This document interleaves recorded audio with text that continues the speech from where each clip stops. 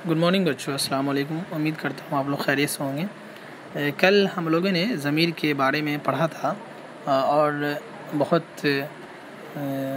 सारी गुफ्तगू हुई थी, लेकिन आज जो है ज़मीर की 5 किस्में हैं, जिसमें सिर्फ पहली जो किस्म है ज़मीर शख्सी, उसे हम लोगों ने पढ़ा और समझा। तो आप समझ सकते हो कि ज़मीर किसे कहते हैं। सब लोग जानते हैं, बचपन से पढ़ते आ रहे हो क्लास 5 से, कि इसम के जगह पर इस्तेमाल होने वाले जो लफ्ज़ है या अल्फाज है वो ज़मीर कहलाते हैं, जैसे वो, तुम, तुम्हारा वगैरह। तो आपने पढ़ा कि फिर ज़मीर की 5 किस्में होती है: ज़मीर शख्सी, ज़मीर इशारा, ज़मीर मौसूला, ज़मीर तनकीर और ज़मीर इस्तिफ़ाम। तो कल हम लोगों ने ज़मीर शख्सी के ऊपर बातें की थी कि ज़मीर शख्सी किसे कहते हैं, जो किसी शख्स के बारे में बात की जाए, या फिर कलाम क्या है, वो ज़मीर जो अशख़ास के लिए इस्तेमाल की जाती है उसे ज़मीर शख्सी कहते हैं। उसकी 3 किस्में थे: ज़मीर मुतकल्लिम थी, ज़मीर हाज़िर और ज़मीर गायब, जैसे आप लोगों ने कल पढ़ा भी था। देख लो यहाँ पे ज़मीर शख्सी की 3 किस्में हैं: ज़मीर मुतकल्लिम, ज़मीर हाज़िर, ज़मीर गायब। फिर इसकी किस्मों को हमने कल अच्छे से समझाया था। आज हम लोग पढ़ेंगे ज़मीर इशारा। क्या पढ़ेंगे बच्चों? ज़मीर इशारा। तो आप यहाँ पे देख सकते हो स्क्रीन पे ज़मीर इशारा यानी निश्चयवाचक सर्वनाम। ज़मीर इशारा किसे कहते हैं? वो ज़मीर जो किसी शख्स या चीज़ की तरफ इशारा करने के लिए इस्तेमाल होती है। और फिर उसकी 2 किस्में हैं, इशारा करीब और इशारा बईद। जब आप किसी चीज़ को इशारा करते हैं तो 2 तरह से करते हैं। जैसे कोई चीज़ आपसे बहुत दूर है तो आप कहते हो कि वो किताब, या आपके नज़र के सामने नहीं है वो चीज़, तो आप उसके लिए कुछ और वर्ड इस्तेमाल करते हैं। लेकिन एक इशारा ऐसा भी होता है जो आपके नज़र के सामने होता है, तो वहाँ उस जगह के लिए आप दूसरा वर्ड इस्तेमाल करते हो। तो इसमें इशारा की 2 किस्में हैं, एक इशारा करीब और एक इशारा बईद। करीब का मतलब जो नज़दीक हो, और बईद का मतलब दूर होता है, जो आपकी आँखों से ओझल हो, दूर हो। इशारा करीब वो ज़मीर जो करीब के इशारे के लिए इस्तेमाल होती हैं, जैसे ये, इस, इन, इन्हें, इसी वगैरह। ये किताब लेनी है, या वो। अगर आप कहीं मेले में गए, कहीं लाइब्रेरी में गए, तो आप बोलते हो कि ये किताब लेनी है या वो वाली। तो ये इशारा करीब हुआ, इसका मतलब आपके हाथ में बुक है, आप बोल रहे हो कि ये किताब लेनी है या वो। अब वो का मतलब वो वहाँ पे नहीं है। यहाँ पर ये इशारा करीब है और वो इशारा बईद है। अब आइए इशारा बईद की तरफ। वो ज़मीर जो दूर के इशारे के लिए इस्तेमाल हो, जैसे वो, उन, उस, उसी और उन्हों वगैरह। तो ज़मीर इशारा और ज़मीर गायब एक ही है। अब आप यहाँ पे क्वेश्चन बनता है कि ज़मीर गायब के बारे में आप पढ़े हैं कि जो शख्स मौजूद न रहता हो, तीसरा जो पर्सन है, थर्ड पर्सन, जो जिसके बारे में बात होती है वहाँ पे मौजूद नहीं रहता, उसे ज़मीर गायब कहते हैं। और ज़मीर इशारा भी तो वही है। इशारा मतलब किसी चीज़ की तरफ इशारा करते हैं।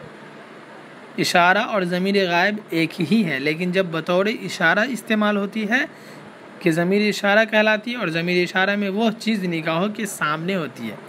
फ़र्क यही है कि ज़मीर गायब में वो चीज़ आपके सामने नहीं होती, लेकिन ज़मीर इशारा में वो चीज़ आपके सामने होती है जिसकी तरफ इशारा किया जा रहा है, जबकि ज़मीर गायब में वो चीज़ निगाहों से ओझल होती है, छुपी हुई होती है। उसके बाद है ज़मीर मौसूला, संबंधवाचक। इसको अच्छे से समझो। ज़मीर मौसूला किसे कहते हैं?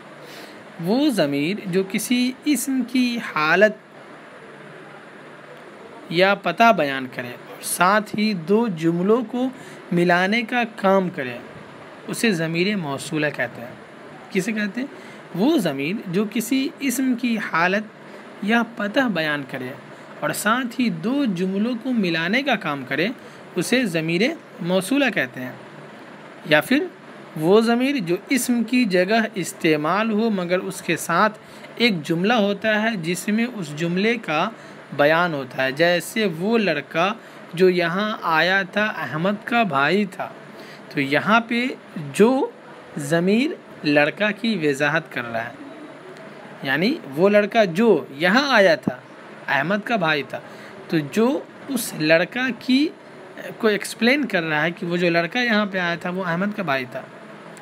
ज़मीर मौसूला सिर्फ जो है जिसकी मुख्तलिफ हालतें हैं, जैसे जिस ज़मीर की शुरुआत जीम से होगा वो ज़मीर मौसूला कहलाएगा। कान खोलकर आप लोग इस बात को गिरा बांध लो। अब उसका डिफरेंट सूरतें हैं, जैसे जिस, ये भी ज़मीर है लेकिन जीम से शुरुआत हुई तो ये ज़मीर इशारा हो नहीं सकता है, ज़मीर मौसूला होगा। जिसने, जिन्होंने, जिसको, जिसे, जिनको। मेरा दोस्त जो दिल्ली रहता है कल आ रहा है, तो यहाँ पे जो का इस्तेमाल हुआ तो क्या होगा, ज़मीर मौसूला। वो किताब जो कल चोरी हो गई थी आज मिल गई। वो लड़का जिसने किताब चुराई कहाँ है। इन जुमलों में जो, जिसने और जिसे ज़मीर मौसूला हैं जो बेतरतीब अपने से पहले आने वाले अस्मा, दोस्त, किताब, लड़का लोग की वजाहत कर रही है। कभी कभी आप देखेंगे कि ज़मीर मौसूला जो होता है वो जुमले के शुरू में भी आते हैं, जैसे जो बच्चे कल स्कूल नहीं आए थे खड़े हो जाएं। क्लास में आपके टीचर्स कभी कभी बोलते हैं वो बच्चे जो कल स्कूल नहीं आए थे, या जो बच्चे जो कल स्कूल नहीं आए थे स्टैंड अप खड़े हो जाएं। जो वालिदैन का अदब नहीं करते हमेशा नाकाम होते हैं। तो ज़मीर मौसूला हमेशा एक जुमले के साथ आती है और दूसरा जुमला उसका जवाब होता है। मसलन वो किताब जो ख़रीदी थी चोरी हो गई। इसमें एक जो ख़रीदी थी और दूसरा है वो चोरी हो गई। कभी जो के जवाब में दूसरे जुमले में सो आता है, जो बोएगा सो काटेगा। लास्ट है ज़मीर तनकीर। कहते हैं कि डिक्शनरी में तनकीर का माना है अनजान बनना। क्या बनना, अनजान बनना। लिहाजा अनजान अशिया या अनजान चीज़ या अनजान अफराद या शख्स के लिए इस्तेमाल की जाने वाले ज़मीर को ज़मीर तनकीरी कहते हैं। ज़मीर तनकीरी गैर मुअय्यन यानी अनिश्चित शख्स या चीज़ों के लिए इस्तेमाल होती है। ये दो हैं, कोई और कुछ। जैसे एग्ज़ाम्पल देखो, कोई इस गरीब की मदद करने को तैयार नहीं, उसे कुछ पैसों की ज़रूरत है। तो कोई निश्चित नहीं है ना, मतलब कोई नहीं, कुछ पैसे हैं। पैसा की भी जो है तादाद पता नहीं है, मिकदार तादाद पता नहीं कितना पैसा। कोई आया था और आपके लिए कुछ लेकर आया था, तो कौन आया था भाई, कौन आदमी आया पता ही नहीं, कुछ लेकर आया ये भी पता नहीं। इसी तरह से कोई दरवाजे पर खड़ा है और उसके हाथ में कुछ है, तो कहते हैं कोई जानदार के लिए इस्तेमाल होता है। देख रहे हैं कोई कोई कोई आया हुआ है, तो कोई इस गरीब, कोई के बाद लिविंग थिंग्स है यानी जानदार चीज़ है। कोई आया था, आने वाला शख्स इंसान हो सकता है। कोई दरवाजे पर खड़ा है, कोई है, कुछ तो बात है, कोई आया है। तो कहते हैं कोई जो वर्ड है ये जानदार के लिए इस्तेमाल होता है, और कुछ जो अल्फा यानी कुछ वर्ड जो है, कुछ जैसे लिखा हुआ ना कुछ, तो ये जो अल्फाज है कुछ, ये बेजान चीज़ के लिए इस्तेमाल होता है। जैसे कोई आया था और आपके लिए कुछ लाया था। तो इस तरह से आपने अपने सबक को समझा है, ज़मीर को और उसकी किस्मों को।